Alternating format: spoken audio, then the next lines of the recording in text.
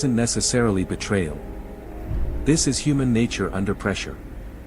Machiavelli famously advised rulers to maintain power not through love, but through calculated fear. Why? Because he knew fear is infinitely more predictable than affection. Fear, unlike fleeting adoration, often remains loyal even when love has withered and died.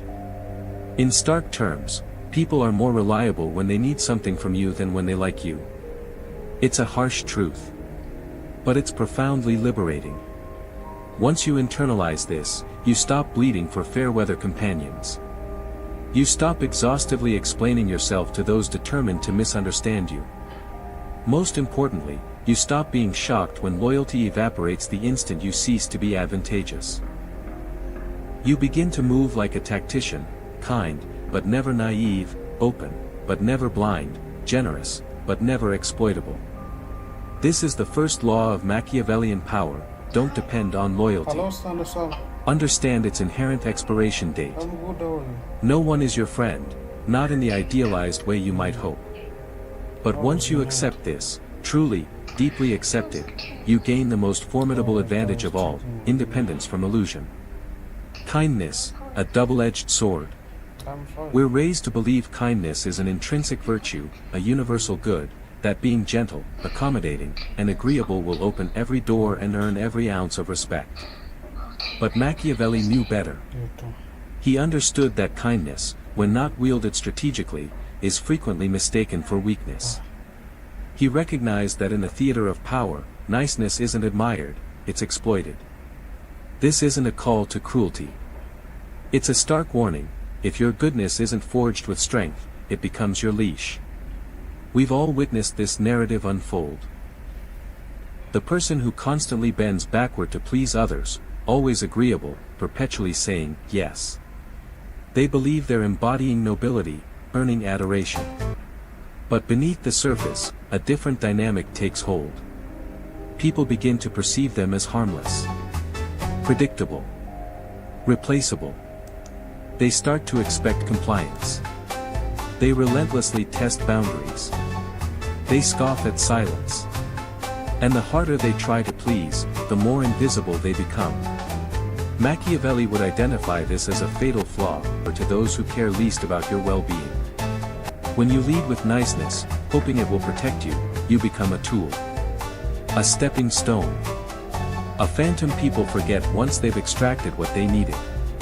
But when you lead with presence, a quiet, unshakable sense of inner strength, you command attention. Respect. Even a healthy dose of fear. Machiavelli art, if you cannot be both. Not because fear is inherently virtuous, but because fear establishes distance. It breeds respect. It creates impenetrable boundaries. Love, on the other hand, especially in a world where most individuals think in terms of advantage, not abstract virtue. And here's the chilling truth: people frequently misinterpret. They perceive softness as submission. And unless you master the delicate balance of empathy with authority, they will inevitably walk over you, and then resent you when you finally stand your ground. Escaping the niceness trap. So, how do you break free from this insidious trap?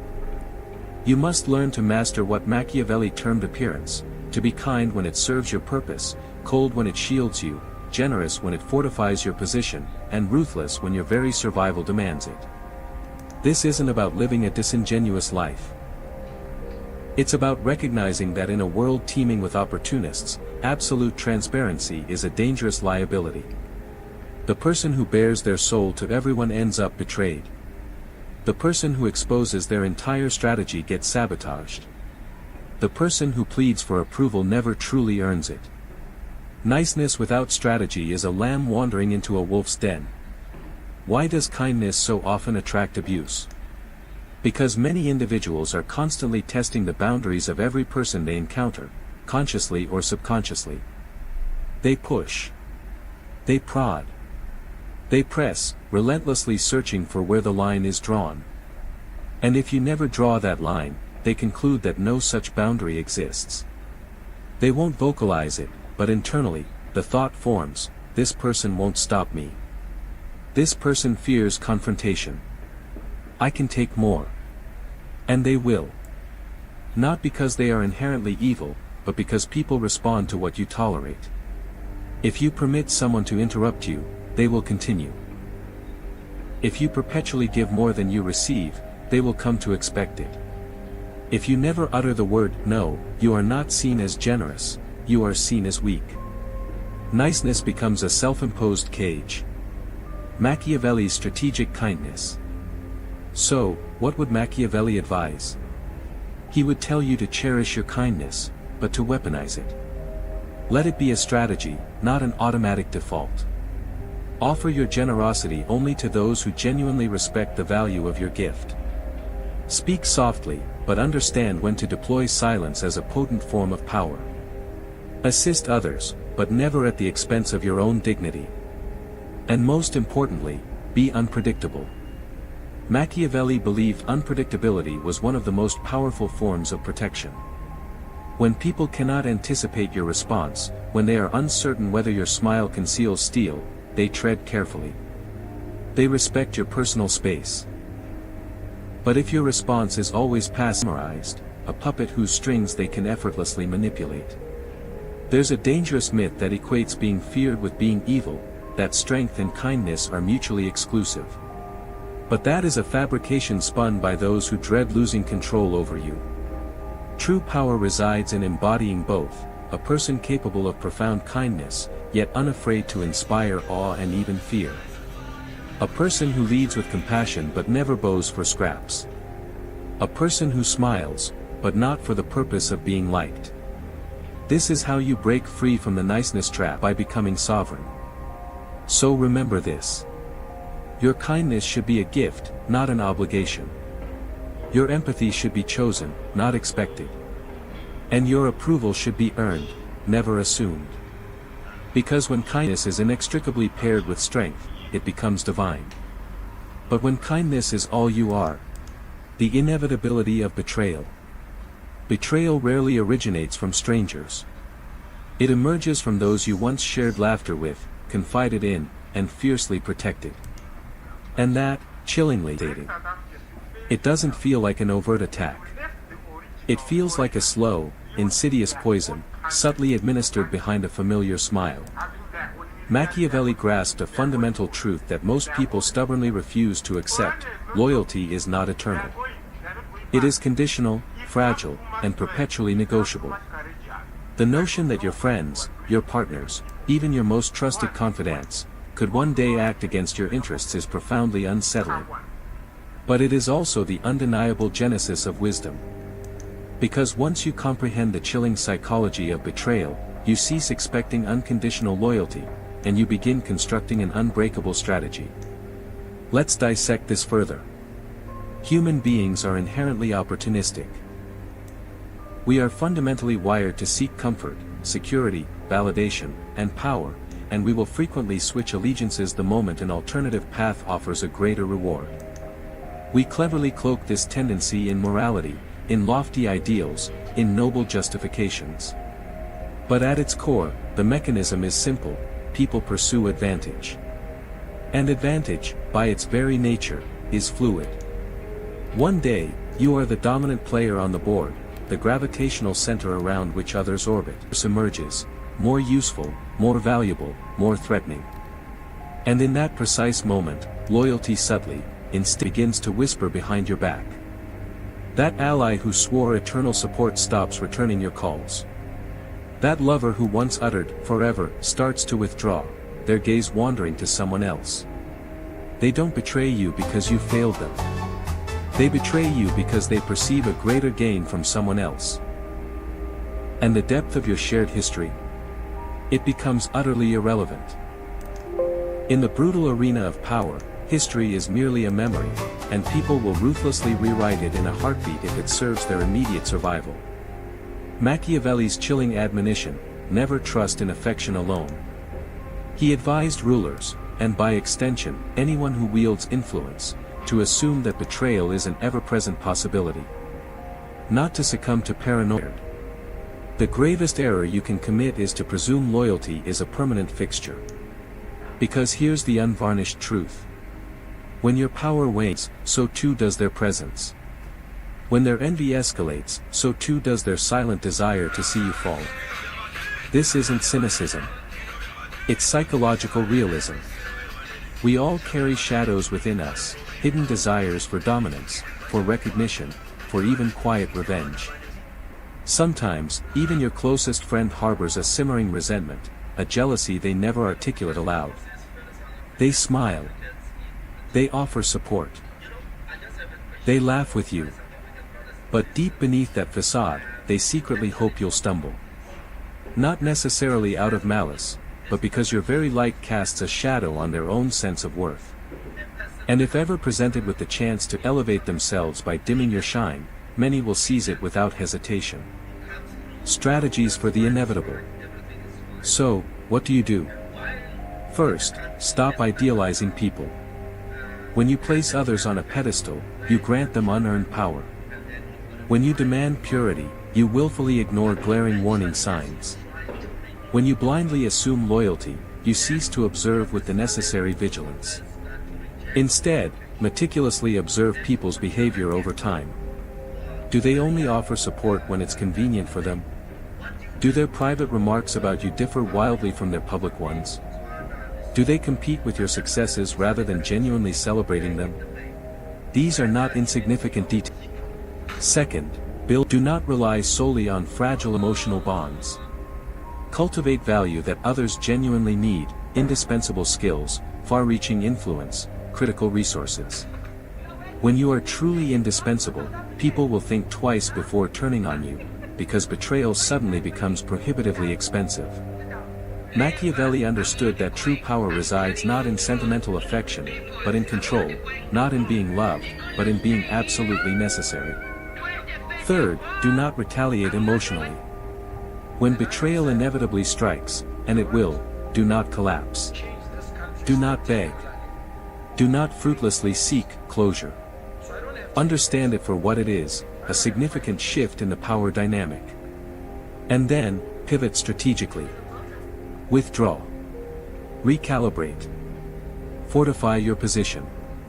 Do not allow one traitor to blind you to the entire battlefield. Because here's a chilling truth most people actively avoid admitting. Betrayal is an inherent part of life. You cannot entirely prevent it. You can only prepare for it. So, I urge you to ask yourself this, and engage in profound self-reflection before answering. Who in your immediate life benefits most from your silence? Who in your inner circle would feel a quiet sense of relief if you experienced a significant setback? Who do you trust simply because confronting the truth would be too uncomfortable? Pause. Reflect deeply. These are not accusations. They are urgent invitations to radical self-awareness. And if you've been wounded by betrayal before, share your story. Not for pity, but for the inherent strength found in vulnerability. Because your pain holds a unique power. And your scars are not weaknesses. They are your armor. The solitude of power. If you're still watching, still clinging to the notion that loyalty is a guaranteed constant, ask yourself this. If everything you offered disappeared tomorrow, your status, your resources, your perceived usefulness, who would genuinely remain? That is your answer. That is your unvarnished truth. And if you've navigated life expecting universal fairness, expecting your kindness to be repaid with unwavering devotion, expecting friends to remain steadfast when power dynamics shift, then you are not living in the real world. You are dwelling in a dream. Machiavelli's chilling warning echoes through time, never trust. You ascend, and suddenly, a hush falls over the room. Not out of reverence. Not out of awe. But because your very presence now starkly reminds others of their own perceived smallness. Power isolates, not by conscious choice, but by its very nature. And the higher you climb, the more acutely you realize, no one applauds when the king enters the room. They bow, or they silently scheme. Machiavelli understood this cruel paradox. He cautioned rulers to never become dependent on fleeting affection, never to seek solace in public opinion, and never to confuse mere proximity with genuine loyalty. Because when you wield true power, not mere popularity, but genuine influence, you inevitably forfeit something that most people desperately cling to throughout their lives. The comfortable illusion of companionship. Let's be brutally honest. Most people desire your success, just not more than their own. They will support you until your light begins to eclipse theirs. They will praise you until your strength threatens their established position. They will walk alongside you, but only if the path remains comfortable and familiar. But venture too far ahead, and you will, inevitably, walk alone. That profound solitude is not a punishment. It is the natural gravity of power. Because to think independently, to act without seeking constant permission, to carve your own unique path through a world built on rigid conformity, an anomaly to the masses. And the more sovereign you become, the more inherently dangerous you appear. People do not envy what they readily understand, not control. And nothing is more terrifying to the average individual than a person who refuses to flinch, refuses to beg, refuses to explain, refuses to need them. Machiavelli advised princes to cultivate the discipline of being alone with their thoughts, because in solitude, profound clarity is born. And in clarity, sophisticated strategy flourishes. But let's not pretend it's an effortless journey.